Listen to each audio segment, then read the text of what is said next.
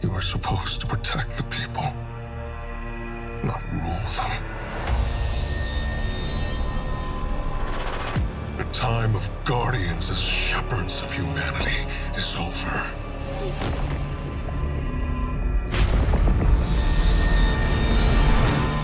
No! I've been waiting so long for this. Dredge and hope. They've shown me a vision I can't shake. New Cabal, the Barrent Imperium, sprung up out of nowhere across the system. That doesn't just happen. It's the 9. And I'm putting together a crew to prove it. What do you say, weapon? Welcome to the new Mars. Now the only law on Tharsis is the gun on your hip and the light in your hands. You'll do well here.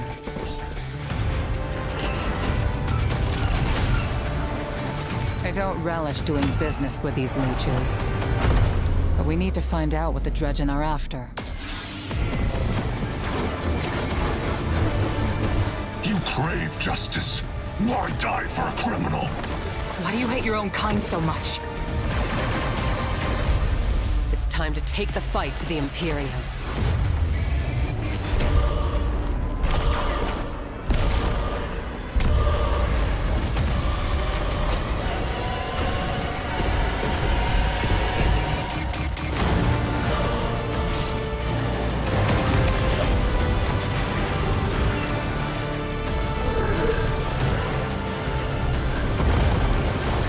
Finish it. And the Imperium is yours to lead. You will fall. But next time, we meet. Only one play left.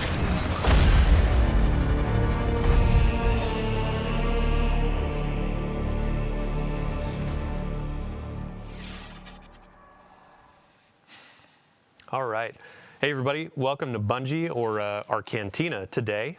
We have converted our stream room in celebration of our upcoming release, Destiny 2 Renegades, collaborative effort with Lucasfilm Games. We are so excited. My name is Dylan. I'm going to be your host today, and we have a lot to go through. Have a few housekeeping notes before we dive in. Ultimately, if you are on Twitch, if you watch for 15 minutes, we have a fantastic emblem for you to earn, Seekers, Not Saints. Make sure your Bungie.net account is linked, and you will earn this reward. Additionally, our community team, hey community team, love you. They're going to be going through chat throughout this stream and after we raid Leopard Stealth, one of our good friends. We have 25 Year of Prophecy digital editions to be handing out. So make sure your DMs are open. Keep an eye out for a DM from Bungie. And yeah, you might get yourself a code for a platinum platform that we offer. So what are we talking about here today?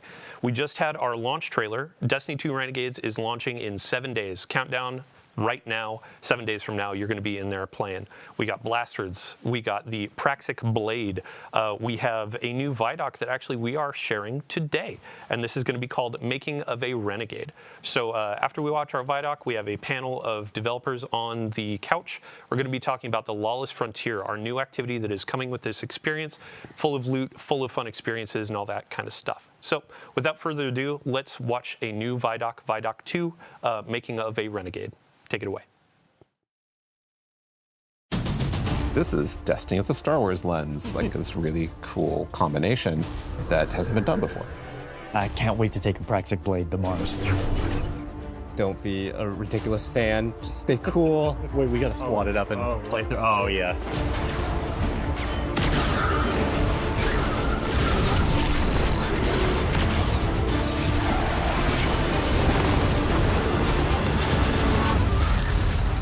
This is why we got into games in the first place.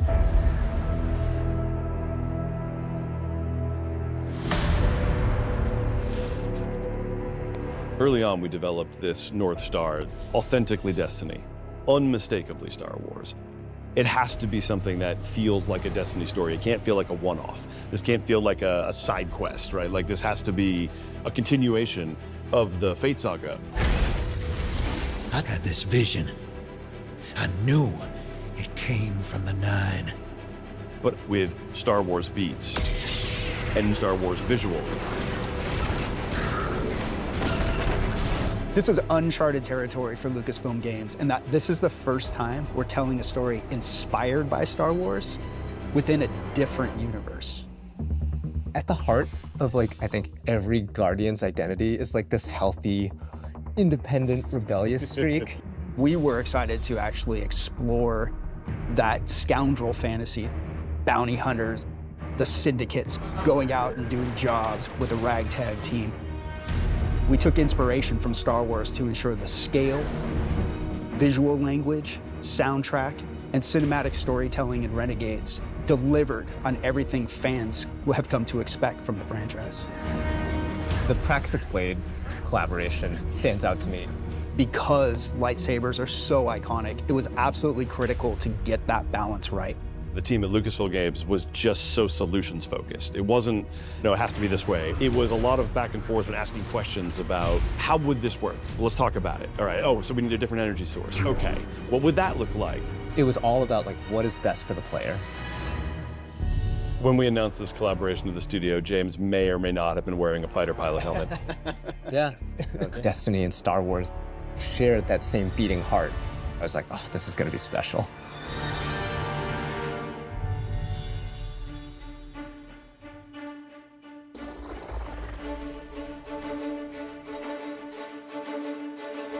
We were given such a unique challenge. How can we achieve the aesthetic and the feel of Star Wars without losing the narrative threads that we've created so far for Destiny at the same time? It wasn't until we found our footing with creating a foundation in Destiny that things started to click together.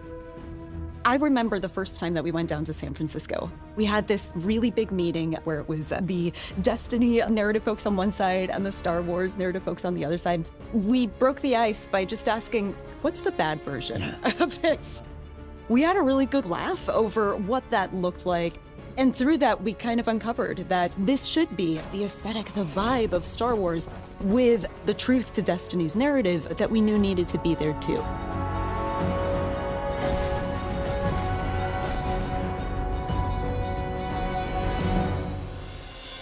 We begin 2 months after the Edge of Fate has happened. The world has moved and changed, and we're still trying to figure out what Binding the Nine means. The Vanguard have redacted the prophecy of extinction. They don't want the public to panic over this prophecy. The crux of our story is the Drifter asking us to help him break Vanguard law for good reason to confront a new rising faction of Cabal called the Baron Imperium. It's what drives Eris to help the Drifter out, as well as the player Guardian. When we were thinking about what kinds of characters should be in this release, we thought about the kinds of archetypes we see throughout Star Wars. Yeah, and Drifter is an easy parallel. He and Han Solo share a cocky attitude, both former criminals. In Star Wars, there's a plethora of sassy droids. We have our own version of that through Ghosts, and Blue is no exception. Oh, look. Thanks for nothing. Blue is a Drifter's ghost, and I think as soon as people hear her, they'll be delighted and incredibly surprised. Our voice cast is stacked. Dredgen Bale is portrayed by Alex Lee, who is amazing. You are supposed to protect the people, not rule them. And we also got Hollywood actual royalty Danny Houston to play Premier Loom, the head of the Baron Imperium. Being able to work with someone from that kind of IMDb page was such an honor, and I was completely normal the whole time. Surrender to the Barracks Imperium. Loom became this sweeping militaristic figure that I think is going to be a really good parallel to Grand Moff Tarkin or other evil military leaders from the Empire. So even though we're introducing new characters, we're still looking backwards at some of Destiny lore's most long-standing characters. Honor is another example of that. She's our Praxic warlock. She's loosely meant to be a parallel to something like a Jedi in Star Wars. She was part of a Vanguard internal affairs group that would police Guardians on the usage of darkness. Don't make me regret abandoning my post to help you.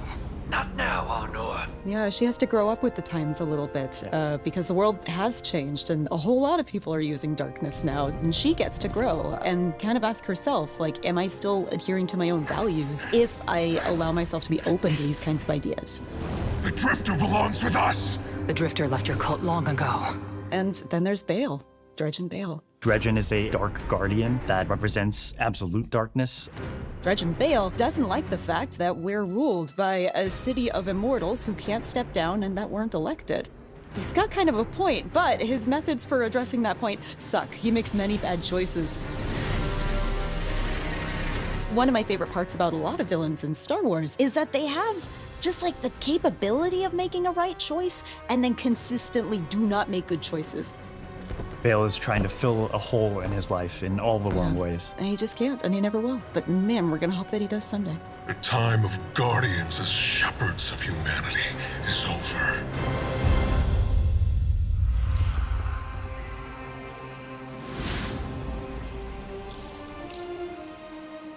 This has been an opportunity where you love Destiny, you love Star Wars, you want to do something with both. What are you going to put into it? Oh my God, it was such a challenge at first, finding that sweet spot of how do we make something that can live in both worlds and not feel out of place in either, but also feel totally new and exciting. It wasn't always about where do we find the exact middle ground, 50-50 Star Wars and Destiny, because at that point, you're feeling almost a little derivative. There's those moments along the way when we were like, this is just Star Wars. This is not the purpose of the collaboration. We want to have something kind of new that makes you think of both. I remember when we were trying to figure out what we're going to do with our new Cabal. We started in that place where it's just Cabal wearing a stormtrooper outfit. Yeah. But it wasn't until we injected more of that weird alien design of a lot of these armor sets, that was kind of what switched it over from this is too derivative to this is really working. I think it comes through in the visuals in every single map. There are little Easter eggs and little treats here and there that we hit around, and Lucasfilm Games has been awesome at collaborating with us and even putting some of their input onto our maps so we can really give the players something exciting. The switch flipped in my head like, oh, we would never have done this without this collaboration was the Syndicates. Yeah. We're going places with the Vex and the Elixni and the Cabal that we really weren't going to go before. Oh yeah, and trench coats. And trench coats, yeah. We have Vex in trench coats that are playing cards. It's so awesome, and I don't think we would have dared do that if we didn't have this opportunity. No, and it was the perfect time in our universe to do it too. The Star Wars fans on the team just start coming out, telling their stories about what they're excited to build, and far be it from me to get in the way. We make a lot of weapons in Destiny. How do you take a weapon in Destiny, which we have literal like 4 digits of guns, and understatement, right? And make something that feels new, but also does justice for Star Wars. And Blaster was really obviously the choice. They're roughly in 2 groups. There's dynamic blasters, which are intended to be harder hitting, firing a ton. Brute force. And then we have a number of balance blasters. As you're shooting, and the heat is building up, you're going to have a venting opportunity where you can hit a perfect vent. It's like functionally a reload, so you can start shooting again much faster. Sweet. I gotta ask though, what about those Cabal blasters? Are they accurate? What difficulty are you playing on?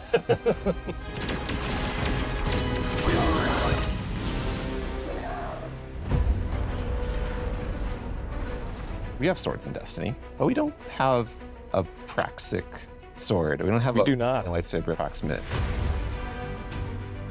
It's an exotic primary weapon that's kinetic, where you can reflect a bunch of blasts, kill enemies with it, and throw it out and get a ton of damage.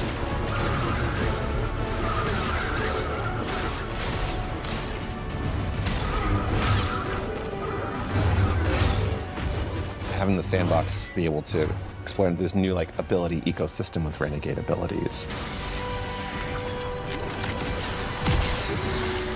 We've taken so much of this opportunity and turned it into what we can like grow. Every corner of the game, from the art, the design, the audio, the music, the UI, the rewards, completely infused with the magic of the collaboration. It's really been a real treat to be a part of. Yeah, it's super satisfying.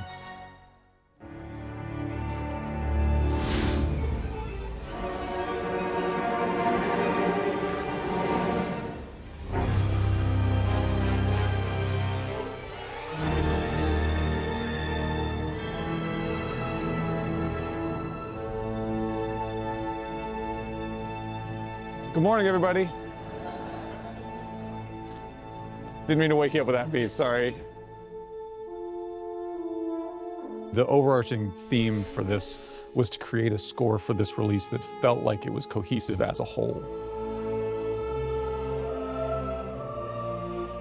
We're all talking to each other and collaborating with each other. We were able to explore different ways of orchestrating, different ways of writing with the orchestra that expand on the Destiny palette. and make it fresh and new. When I look at the Star Wars scores, there were certain elements that naturally fit string flourishes or wood flourishes that would play into a certain moment. When it's like, oh, I know I want something to feel more Williams, so I'll push it. Not this Williams, the John Williams. I'll push it more in that world. Another thing too is the amount of percussion. I had some ideas that felt more full-on Star Wars, and once you like flesh out the percussion arrangement, it instantly sounds more Destiny as a result. For me, a lot of it was about framing, where when I use a lot of the Destiny themes, how I set them up and how I'm transitioning in and out of moments are much more Star Wars-y in terms of the harmony and orchestration. I think the most exciting part about this was the opportunity to work with these guys and Mike. You definitely made it a point to kind of bring us together and listen to each other's music. But Brendan, you wrote something with the most beautiful oboe solo in it, and it drives me nuts that I didn't think of it first. No one wanted to follow Brendan is what it came down to. Brendan's cues just sound amazing from the start.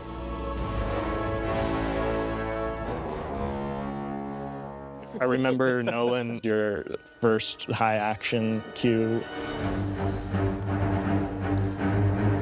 Everyone was like, whoa, because it's really fast, really intense.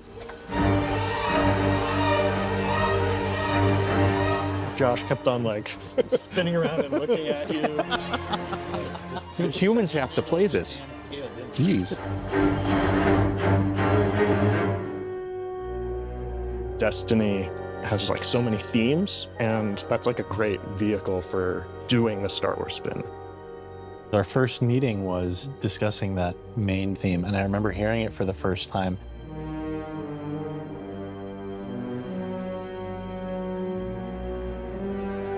And everybody kind of perked up when we all heard it. We're all having ideas that were just a little bit different from one another. It was all sort of impacted what the final version of the theme was.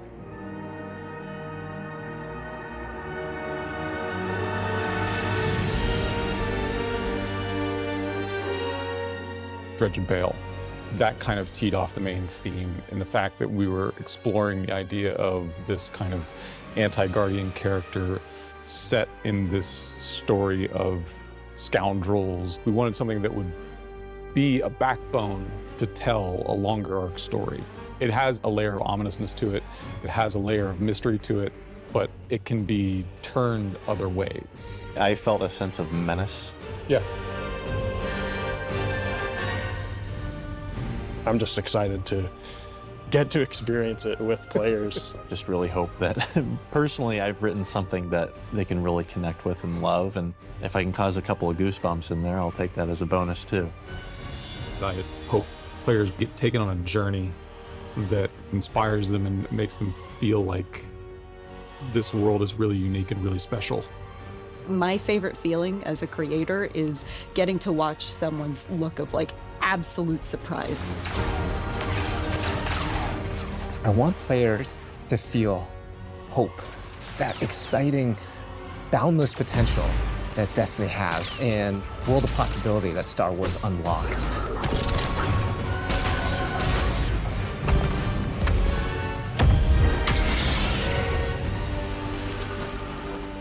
I've been waiting so long for this.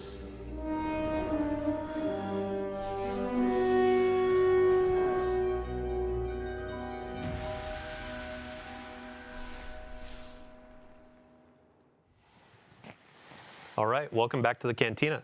So what you just saw was our second ViDoc, Making of a Renegade, or What It Takes to Make a Renegade. This is our moment to really peel back the curtain and show you how games are made. It's a monumental effort, and what you saw, it was a mix of our narrative design, audio, our collaboration efforts with Lucasfilm Games. Many thanks to everyone involved. Also, a few folks that weren't pictured there, ranging from design, production, test. Even a shout out, I got to give it to IT for keeping our computers running, and our services folks too for keeping our servers running. So today we're going to be talking about the Lawless Frontier. This is our new activity coming with Destiny 2 Renegades, and we have three developers on our couch to talk us through what we're seeing. It'll be a fun deep dive. So without further ado, let's get some introductions. Eric Smith, we're starting with you. DMG, Damage 04. Yes, my name is Eric Smith. I am a combat design lead on Destiny 2. You may know me from my work where I was the design lead on the Strand subclasses. I started kind of making the stasis abilities, and most recently the Renegades ability buffs. Awesome. Yeah, next up, Tom Farnsworth. This is the first time that you and I are in a stream together, but a quick introduction for folks that may not have seen you in previous ViDocs. Yeah, so I'm Tom, the creative lead for Renegades, and I've been at Bungie for like, I don't know, I can't even remember, like 13, 14 years. Worked on Destiny 1, Destiny 2. The highlights were probably like Dreaming City, Season of the Splicer, 30th and Into the Light were the most recent things I worked on leading in this, but this has been an absolute blast to work on. Awesome. Yeah, thanks for joining us today. And last but not least, our grid skipper aficionado, Taylor Bjorndal. How you doing? Great. Yeah, Taylor Bjorndal, associate weapons designer, here to talk about all the rewards and blasters and the practice played and all the other stuff we made for you to chase. Awesome. Yeah, so just for folks, if you end up missing anything, if we go a little bit fast, we got a lot to pack through. We'll have a VOD on Twitch and YouTube after this. And if you missed our ViDoc or the launch trailer, those will be uploaded as well. So what we're seeing on screen right now, we're launching into our Lawless Frontier activity. Tom, I would love to put the spotlight on you. Let's give a quick description. What is the Lawless Frontier? So the Lawless Frontier is our core game mode in Renegades. You're going to play through some of the campaign, but it's really what comprises our end game.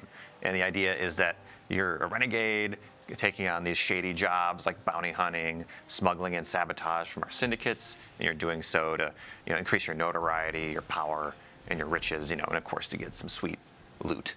Yeah, and when you talk about bounty hunting, sabotaging, that kind of stuff, those are different types of this activity, right?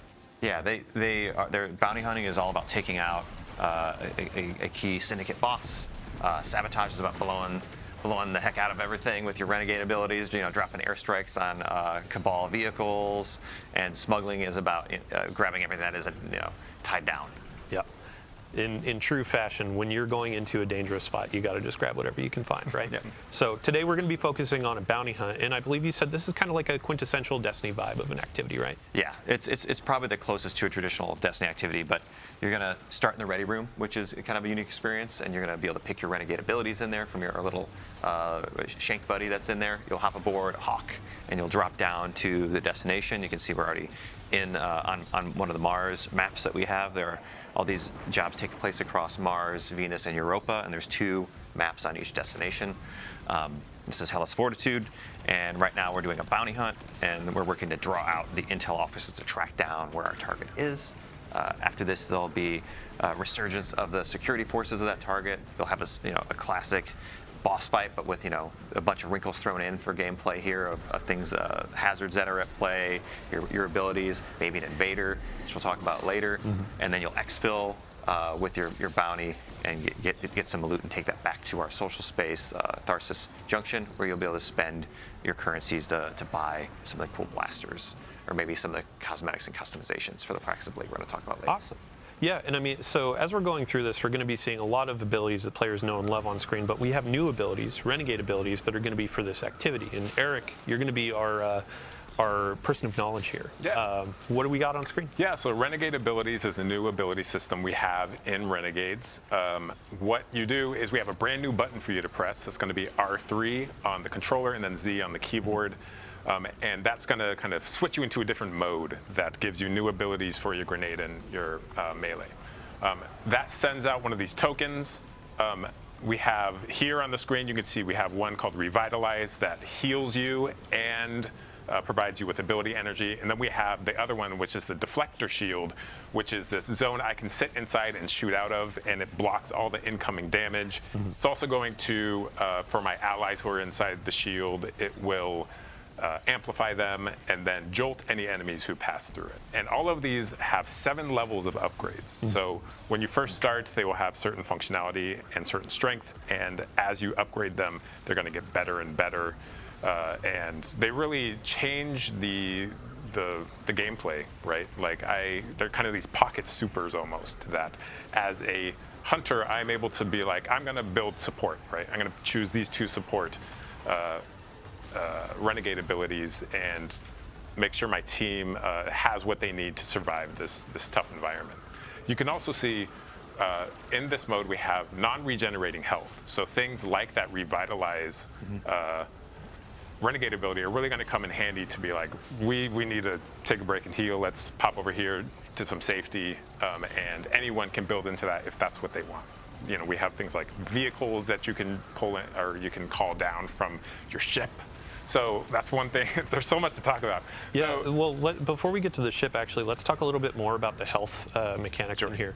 Because we had this in some previous activities like Nether, and we got a ton of great feedback on like how much you get back, how you get it back, and I've seen already in this activity, as you're going through, there are some pots, there's some ways that you can get it, there are the Renegades abilities, but Tom, if you want to talk a little bit more about it. We took Nether as a base, but I'd say this is a little bit more forgiving. The way that health works is, yeah, you've got a large pool of health.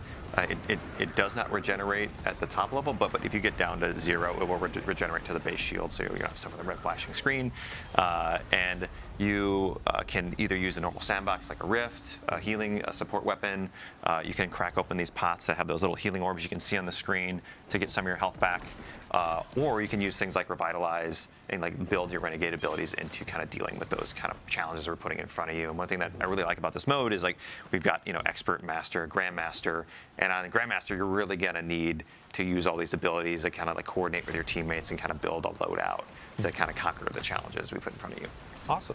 Yeah, so going back to, you had mentioned the ship when we're using our Renegade abilities. And I think earlier, outside of the Vex Dome, there was kind of like an airstrike that happened too, right? Yeah, so we have a strafing run that you can upgrade, and your ship, so the one that you have customized and put your shader on, will fly through the arena and drop bombs in sequence, right? And as I upgrade this, it gets more and more devastating until it like is, you know, beyond any of the supers we have in the game. It's incredible. There's another one that is the Cabal drop pod, and what that does is, you know, if you're familiar with the Cabal drop pod, it is this giant metal ball that slams into the ground, and in this case, it is almost like a supply drop because it's full of ammo, and it's also going to squish anything under it, and it does incredible damage. Not only that, but it will damage you and your teammates, so you got to be really careful. It will delete them. Yeah, just delete them. You got to be careful where you drop this. Offensive supply drop. Yeah, but you can be the Cabal now. You can turn it around on them. Yeah. So Bjorndal, we've had you kind of sitting quiet over there. I'd love to talk about the blasters that our players have been using. So Absolutely. In the ViDoc, we were talking about the balanced blaster and the dynamic blaster. Can you break down each, just a quick review of each, and then we can talk through some of the reload mechanics? Yep, sure. So yeah, we have 2 sets of blasters, or 2 different kinds of blasters. The dynamics are like more aggressive, harder hitting, faster rate of fire. They can like generally punch above their weight class, but they're like a little bit harder to manage heat on. The balanced blasters is more like a rain of bullets. Like I'm just gonna unload on a big pack of stuff and like really have like a deep mag. Cool. And what you can see on screen right here, these are going to be all the blasters that you can get from running our Lawless Frontier activity, and then we'll actually have a slate of blasters that you can earn through the dungeon, which we'll talk a little bit about later. But yeah, when it came to really balancing blasters and bringing them into Destiny as a new kind of weapon type, I would love to hear what were the challenges, what was some of the fun in developing those things with the team? Absolutely, yeah. So like one of the things that was in the ViDoc was kind of finding the balance of like how much Star Wars versus how much Destiny we wanted on these things, and it was a collaborative effort with basically everybody on the team. These were Mercule's project for most of this release. But it was like a big effort on design, test, animation, audio to really sell the experience of using these and to make them look and feel the part for like what people would expect from both the Destiny gun and the Star Wars blaster. Awesome. Yeah, I mean, since we're on the topic of loot and gear, our Guardian right now is using the new Praxic Blade and also getting smashed by a Cabal drop pod. But I'd love to hear about the customization that y'all developed for this. And this can be Tom and Bjorn talk to it, yeah? Sure. Yeah, so you're going to get the Praxic Blade by collaborating with Honor throughout the campaign. She's going to like deem you worthy of earning it. You'll go on a cool little quest that I don't want to spoil to earn one for yourself. And then post-campaign, you're going to unlock the ability to customize it. You're going to be able to change out your dark matter crystals and change the color of the blade to match your personality. And you're going to be able to change a bunch of different mods and gameplay elements, right? Yeah. So there's a whole bunch of different things you can kind of swap to fit your playstyle on this, where we have forms, cores, mods, and 4 different catalysts on it. And the forms kind of change like how you can get ammo back and give you some damage bonuses based off of different gameplay styles. And the cores let you apply subclass verbs to a different part of what the weapon does, depending on something that matches your subclass. So like you can add sever to like the saber throw, or something else like weaken or jolting. Yeah, it creates these really cool combos where I am strike, I'm throwing to debuff enemies and then getting it back and striking again. Yeah, and during a couple of our trial runs with this, you were talking about there are some animations and different combos in your melee structure, right? Yeah. So there's like a 3 or 4 hit combo you can do where you will end it with like a big spinny move that's like very thematic, almost kind of like how the Arc Staff has like the little hidden combo there. Mm-hmm. Awesome. I did want to call out, we also saw the Renegade ability, the turret that we have. It is called the Piker Mortar, and it is like the strongest turret we've ever built. Like it is, it has crazy range, crazy damage, and is a really nice, I'm going to throw this thing out to manage this part of the map. Yeah, while I deal with other stuff. Perfect. Yeah, no, so as we're coming to the end of this activity, I'd love to just know kind of some of the narrative dressing. So as you're going into the Lawless Frontier, it's our activity, but also kind of like the feel of this experience. And there's a turf war going on. I know, Robbie, in a previous stream, we were talking about the turf war a bit, but Tom, if you could expand on that and how that sets up this activity. Sure. So in the end game, the syndicates are in this kind of ongoing turf war across Mars, Venus, and Europa, and you can kind of take advantage of that by,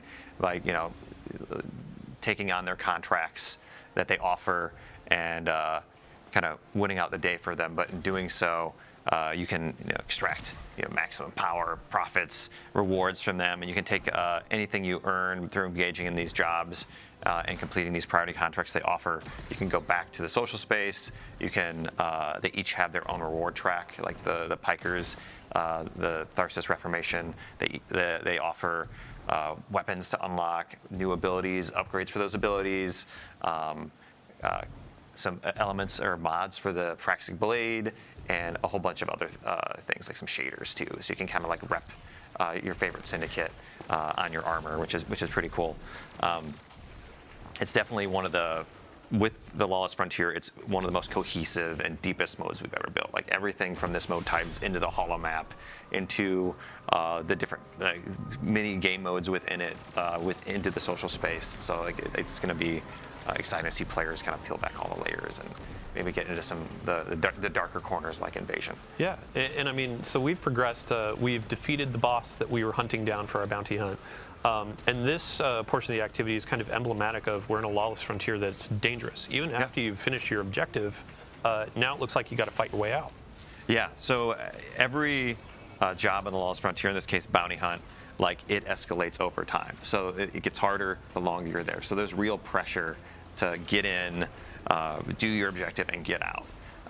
Just so like right now we're in the exfil. This is the final moments of the activity. You send up a flare, you call your ship in. The Cabal are pouring down on you here. You're throwing out your renegade abilities, and you're just trying to survive until your ship gets there. In this case, each of the 3 jobs, bounty hunt, smuggle, and sabotage, have their own unique mechanic. So for bounty hunt, you have to take out these 3 mini bosses, which we call retaliators here. Yeah, so as our fire team is fighting their way out, we actually do have a preview of a fun exotic that's coming with the reward pass in Destiny 2 Renegades. I believe we have a preview that we can share. But Bjorndal, if you could give a quick overview of our exotic machine gun. Yeah, so this is the Service of Luzaku. It's a very unique machine gun. It's almost like a necromancer, broodweaver theme, where you turn your enemies into these little nests of threadlings that you can like shoot and then spawn more and like build it up to control like a space. Mm-hmm. Yeah, and threadlings just got a buff, correct? Threadlings did get a buff. They're smarter than they were before.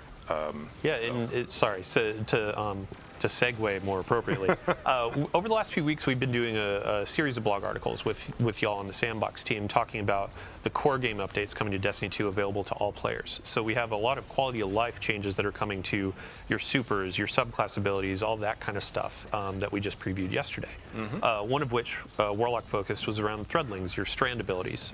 Yeah, if you want to cover that really quick. Yeah, so you can see here the Warlock is moving while rifting, which is a huge kind of quality of life upgrade that allows you to dodge attacks, get into cover, close the gap while you're casting your ability. Works really well with the new Warlock exotic as well. So there are, if you haven't seen that article we put out yesterday, please check it out. There's a lot of great buffs. We've shown hunters a lot of love. We love our hunters. We want them to feel powerful. Yeah, we saw some feedback with the exotic tuning article. Hunters were like, wait, I want to see more, which in the future we will definitely have more. But in the abilities love to preview. talk about the future, but we can't. Because there's a lot of exciting hunter stuff that we are working on. So with the abilities updates for hunters, Golden Gun got a pass? Yeah, so Golden Gun got a pass, does more damage, and now scorches on impact. We fixed an issue where you had to step outside of your well to get full damage. Now you can stay in the well. Outside of that, we saw in the gameplay Gunpowder Gamble. If you throw it and you shoot it before it explodes naturally, it does more damage, more radius, and also spits out little kind of seeker projectiles. Yeah, and as we're getting our loot, we need to cover the Titan changes for Sentinel. Sorry? Sentinel. Yeah, the band. Yeah, Sentinel Shield. We're excited about this one. So Sentinel Shield is getting a shift a little bit. A bit of a rework, right? Yeah, a bit of a rework. The usage rates weren't great, and we want to provide something that is kind of on par with Well, as far as like, what am I going to take into a raid to support my team? So in Renegades, your Sentinel Shield, as you're holding it up, your allies behind your shield are going to auto reload, and there's just kind of rhythm to it. So if you can fire at the right time, you can just be like rocket, rocket, rocket. So it is like the actual like damage increase is big. Not only that, but as I guard my enemies and the shield takes damage, I'm charging this bar up that charges up my shield throw. And at full charge, that shield throw is going to do Thunder Crash level damage, which, depending on how players use it, maybe you even get 2 of those out of a single super. Like it's strong. And that's what we want, right? We want to provide that power fantasy to players. I think this era of Destiny is like fun first. Yeah. We want players to have a great time and feel overpowered. I'm going to hold you to it. I honestly can't wait. But so we finished our activity, our first run of the Lawless Frontier. Now we're going to go into another. And Tom, you had mentioned invasions earlier in the stream. Yeah. And this is going to be our opportunity to show a little bit of that flavor. We're going to look at some of the UI in the orbit screens and our new holo map. And then we're going to show what it is to be invaded, new optional activity type as well, right? Yeah. So in Invasion, like you might be familiar with Gambit. This is kind of like a new take on that kind of familiar mechanic here in Renegades. And we want players that kind of take on the role of a bounty hunter working for the syndicates, tracking down these renegades that are messing up their operations, taking out their commanders, stealing their stuff. And so you get to be kind of play on the other side. You get to play on the opposition. So you're allied with all of the enemy combatants on the field. You can kind of wade in amongst them and pick and choose the strategic moment where you want to kind of like lash out at these players and like steal their bounty. Yeah. And so how do you launch into this? So here's the holo map, just for everybody. This is kind of our standard interface for the Lawless Frontier. This is how you access the social space, all of our jobs, and then in the end game we unlock the yellow node, which is invasion, and the red node, which is the contested territory. So we can take a look at the contested node here. This is where all like every day the syndicates are fighting over one of the maps on each of the planets, and you can kind of, as a defender, kind of throw in your pledge to the side you want to fight for. But these are also invadable nodes. So one thing I want to highlight is that invasion is opt-in, It's not a requirement. So if players don't want to deal with PvP, they can do like an expert difficulty for this, or they can just go to any of these other nodes on the map here that aren't invadable. But for the priority, the contested node on the highest difficulties, like that's where the highest rewards are. That's where the invasion is. Now, on the other side, if you're an invader, you don't need to worry about the nodes. You can just go to the invasion node. You need to have some death marks, which are a currency you earn by playing by just playing Lawless Frontier. You'll just accumulate them. And one interesting wrinkle here is you can actually wager those for additional rewards. So if we go to the little pane here on the side, there's these things. There's the death marks.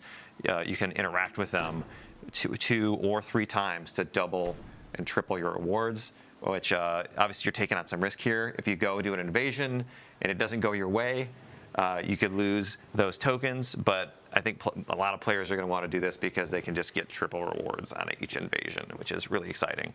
And on the other side, for people being invaded, if you take the invader down, you're going to get more time on the clock. You're going to get some revives back, and every time you kill an invader, they have the chance to drop extractables, which are rewards you can dunk at the end of the activity to get bonus armor, weapons.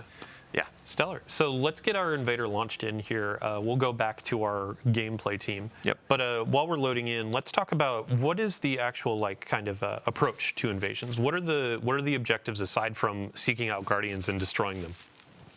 Yeah. So as an invader, you're gonna start in the ready room, which we're gonna show in a minute here. You're gonna pick your loadout, like what's the right renegade abilities to bring in, and we've seen in playtest there's like a lot of different fun combos here. Like, are you gonna bring in the deflector shield, and then like the other team's gonna drop one, and then you're fighting on the Venn diagram of the deflector shields, or are you gonna just be a little more brute force and drop a behemoth and like kind of like, but try to be sneaky about it, and that's pretty hard to be sneaky in a giant walker. But you want to really pick those moments as the invader, because your goal here is to get 6 kills or 3 kills and 3 crests. Like, you've got 6 points you need to get. You've got about 5 minutes to do it. You've got 3 lives. You've got just enough time to really kind of like get in there, see where they are, kind of like rotate around, and then do a surgical strike, and then try to get them all in one go. And if you're lucky, you can do that, but you've got a few chances. And on the other side, they're going to know you're there. They're going to see that there's an invader on the field, but they're also trying to juggle the objectives that are on their side. And they don't know when in the activity it's going to happen, right? So it could happen early on, it could happen later. Yep. But it only happens once per Only activity. once. Yeah, gotcha. Cool. And then one of the fun dynamics here, too, is playing the waiting game. You can instill a little bit of anxiety in that team you're invading. Mm-hmm. So you don't have to hop in immediately and go guns blazing. You can wait until they're at a pivotal moment where they're like, where's this guy? Yeah, What's wait going to until happen? they fight the boss. It's been 3 minutes. Where are Wait they? until someone breaks off to go find a chest. Yeah. Oh, man. So in terms of balancing as well, are there any like extra abilities or things that invaders are going to have at their disposal, or is it just a match of the renegade abilities? It's mostly renegade abilities, though. Invaders will have some amount of super, no heavy, and when they come in, we do highlight the PvE, the defender players, just so like they have a little bit of an idea where to go, and they can use that knowledge to kind of plan their initial attack. Cool. Yeah, and it's been a bit of a balancing act as you've been going through this in the different cycles. In Gambit, like, we juice that invader because it's a 1v4. In this, because you have the chaos of the Lawless Frontier and all that kind of stuff. Like, you want it to be tilted a little bit because it's 1v3, but also you want to make sure if players are opting into this, they still have a fighting chance. Yeah.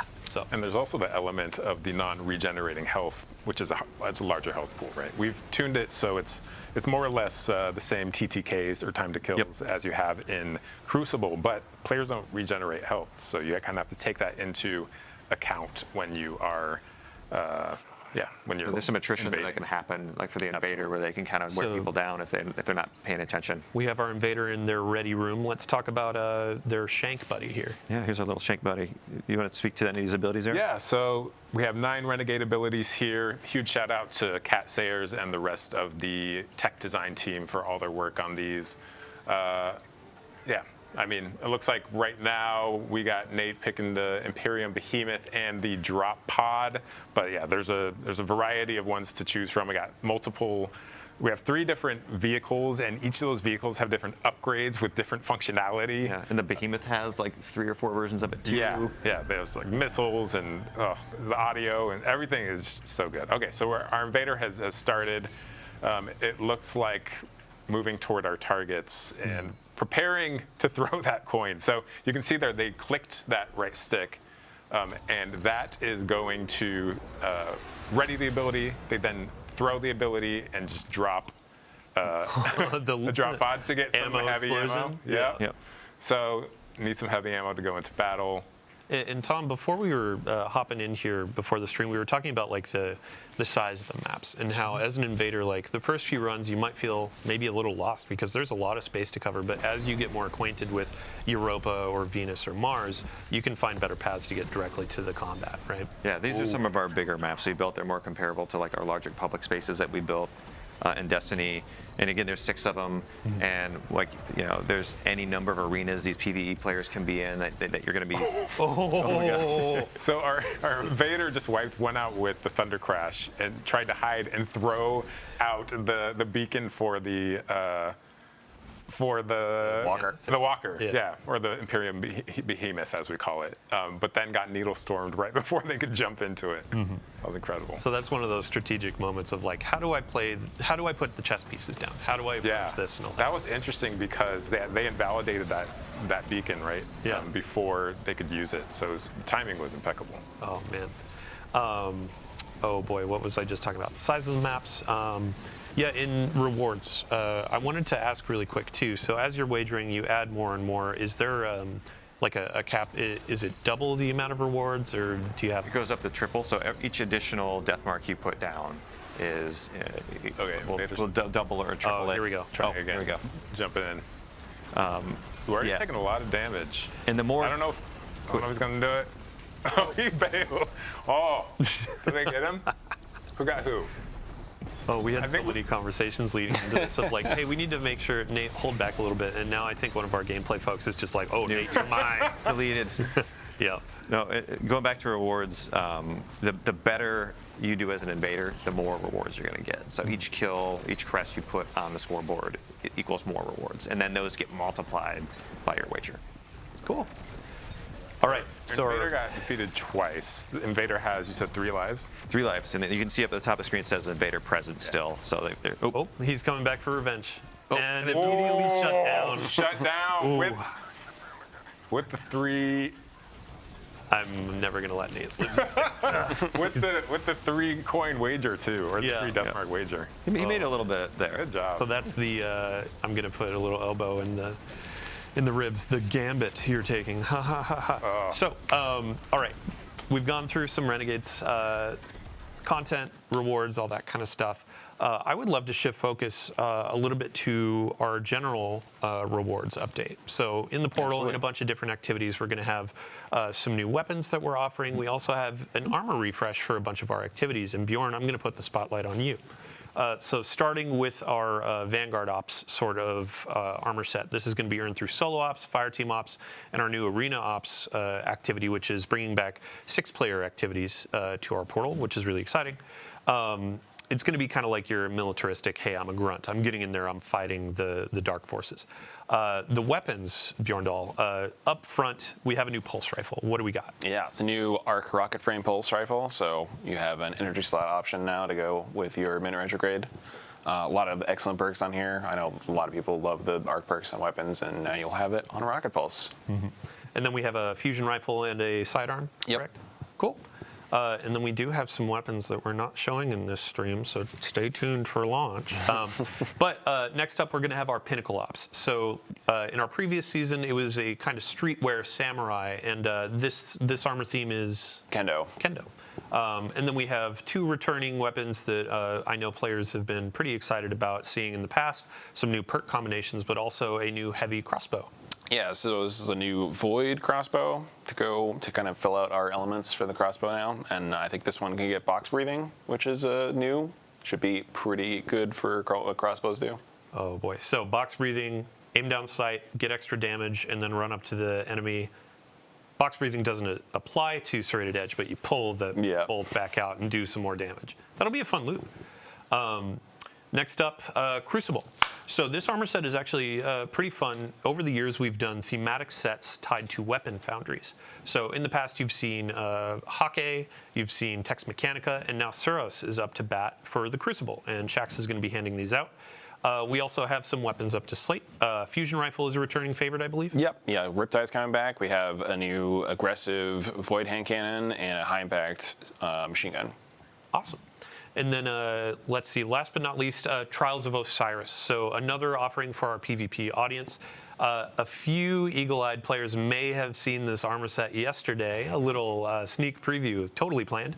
But yeah, we have a new armor set for each class, and as you can see, coming back with the glows, so as you get more wins on your card, you can unlock gold or red or blue. And then we have some new weapons that are coming as well. Yeah, like this lightweight Void Pulse Rifle with your favorite model. I admit, since the set came out on the moon, Eris, all the crufty bits on it, cleaning it up, having, sorry, what frame type did you say? Lightweight. Lightweight. Chef's kiss. I cannot wait. And then I believe also we have a preview of a hand cannon. Now, one of our folks on the gameplay team over here was whispering in my ear day by day, night by night, that these rolls are going to be a bit juiced, right? Yes, yeah, this is a pretty juiced hand cannon. It's got perks for both PvE, PvP. It's a Strand 140. You can get stuff like Lone Wolf Precision Instrument or Slice Explosive Payload. So you have a lot of options to pick for both PvE and PvP. Awesome. Yeah, and across all of our activity types, we're trying to sprinkle out some things that players will get excited about, not just, oh, I'm going to go into PvE to get the PvE gun. Like, there are some PvP roles out there that you can get from your Fireteam ops. There are some PvE roles that you can get from Trials. And that doesn't even cover what we have coming in the dungeon, too. Before we do a little dungeon teaser, I do have a quick announcement as well as we're rolling through the list. We have an open access week that's coming on December 2nd. So for any folks out there that haven't played The Edge of Fate, that is actually going to be included in this open access week. So if your friends haven't played, if you haven't played, hop in, check out the beginning of our new saga, and earn some cool loot on the way. It's available to all players for that week, and it also includes some previous content as well, campaign and other. So let's see here. Dungeon. We want to talk about the dungeon. So Equilibrium. This is going to be our new dungeon. The race begins on December 13th at 10 a.m. So that's the second Saturday. We've already announced the time, but if you haven't penned it in, if you haven't gotten your fire team together, get ready for contest mode. For those that don't know what contest mode is, on day one, right at launch, this is going to be a very difficult difficulty tuned for competition. So if you want to go and try to be the world's first completion, this is your place to shine. And if you win world first, we have a cool trophy or some goodies for you. So contest mode is going to be available for the first 2 days, 48 hours of the dungeon availability. You can earn a really spicy emblem and some cool stuff as you go through that. And after world first has been declared, we will also have normal mode. So if you want to give a pass on some of that harder difficulty content, you just want to dive in and see what's on offer, that'll be there for you. So before we move on, we actually have a fun trailer to show. We can go ahead and roll it. 6. Everything you've shown me, I've made real. I've marshaled a new Imperium to snuff out the light.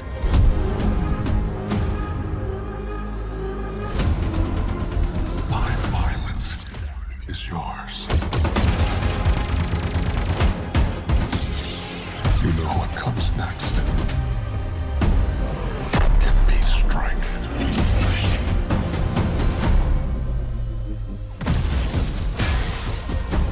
Take everything I have.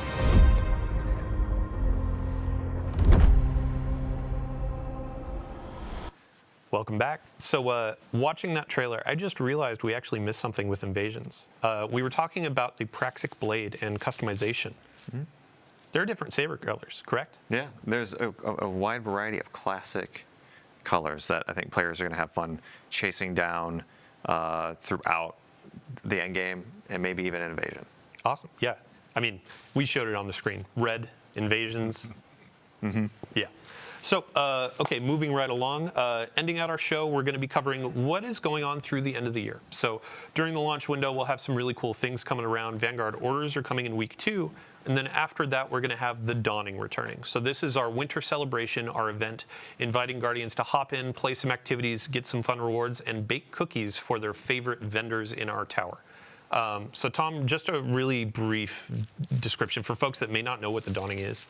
Yeah, so the Dawning, you slay our enemies, you collect them as ingredients, and then you bake them into delicious treats you feed to your friends in the tower, like Zavala, and he's just got thousands of Galardoodles raining down upon him, and he gives you a gift in return, which could be, a spicy weapon roll, or you might maybe get some bright dust from some other pursuits and get this totally cool Winter Wolf armor. Yeah, I mean, I feel like Drifter is outside like, ooh, you're putting enemies into the cookies? But yeah. It's totally a Drifter thing. Right. The Winter Wolf set, this is going to be available for Bright Dust just by playing the game, or if you want to snag it from Eververse for silver, go right on ahead.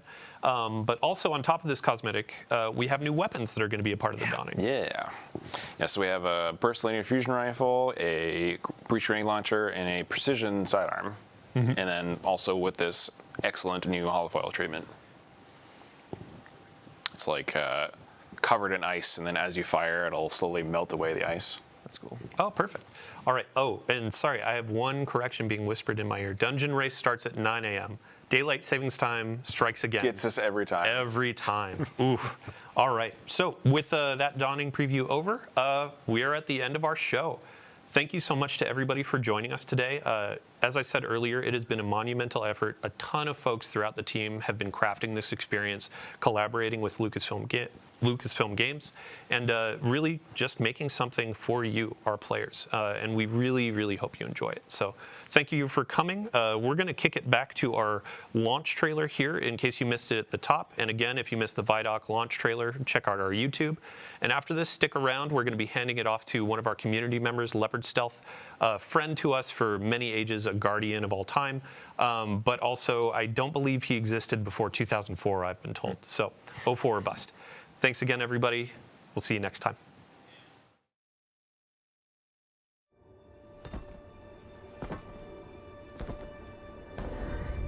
You are supposed to protect the people, not rule them. The time of guardians as shepherds of humanity is over.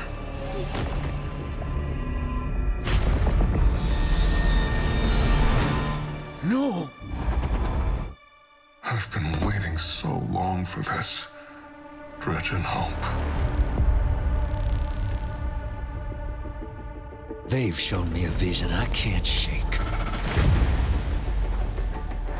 New Cabal, the Barent Imperium, sprung up out of nowhere across the system. That doesn't just happen. It's the Nine, and I'm putting together a crew to prove it. What do you say, weapon? Welcome to the new Mars. Now the only law on Tharsis is the gun on your hip and the light in your hands. You'll do well here.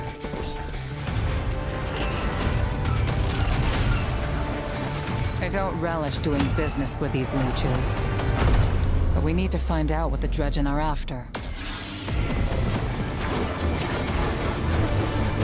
You crave justice. Why die for a criminal? Why do you hate your own kind so much? It's time to take the fight to the Imperium.